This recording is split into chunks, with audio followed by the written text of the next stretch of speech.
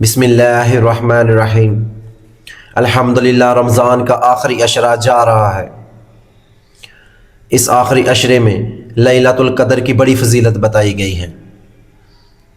آج ہم اس کے بارے میں بات کریں گے کہ حدیث میں نبی کریم صلی اللہ علیہ وآلہ وسلم نے اس لیلۃ القدر کی کیا فضیلت بتائی ہے۔ آج ہمارے ساتھ موجود ہیں ام ایان۔ السلام علیکم۔ وعلیکم السلام ورحمۃ اللہ وبرکاتہ۔ بسم اللہ الرحمن الرحیم۔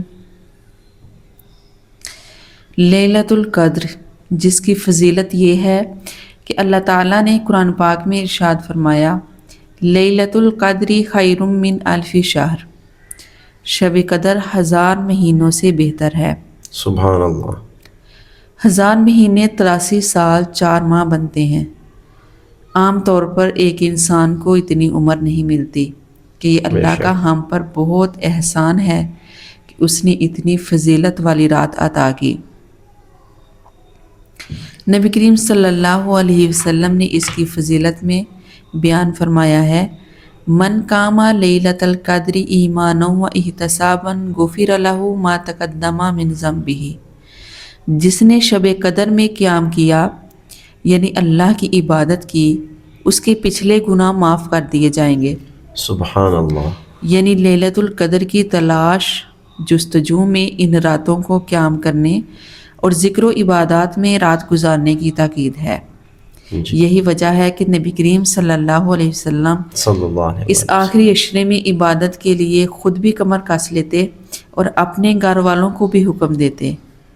حضرت عائشہ رضی اللہ تعالیٰ عنہ فرماتی ہیں، کان رسول اللہ صلی اللہ علیہ وسلم اذا دخل العشر احیال اللیل وایقظ اہلہ وجد وشد المئزر۔ رسول اللہ صلی اللہ علیہ وسلم کا معمول تھا کہ جب رمضان کا آخری عشرہ ہوتا تو آپ رات کا بیشتر حصہ جا کر گزارتے اور اپنے گھر والوں کو بھی بیدار کرتے اور عبادت میں خوب محنت کرتے اور کمر کس لیتے۔ اسی طرح نبی کریم صلی اللہ علیہ وسلم نے اسے تلاش کرنے کی بھی تاکید فرمائی ہے۔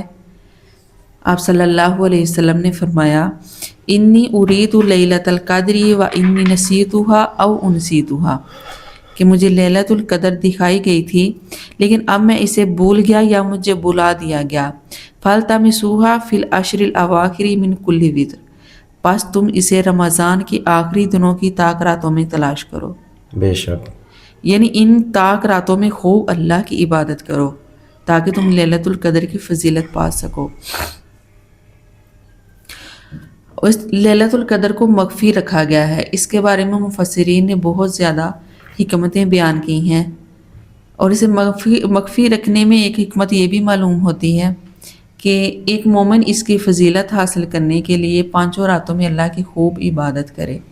حضرت عائشہ رضی اللہ تعالیٰ عنہ فرماتی ہیں، اگر مجھے معلوم ہو جائے کہ یہ لیلۃ القدر ہے تو میں کیا پڑھوں؟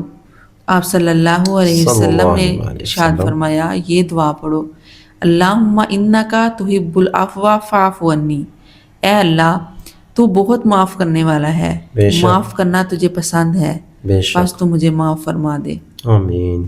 اللہ تعالی ہمیں قرآن و حدیث پر عمل کرنے کی توفیق عطا فرمائے، اس لیلۃ القدر کی فضیلت کو پانے کی توفیق عطا فرمائے اور زیادہ سے زیادہ عبادت کرنے کی توفیق عطا فرمائے۔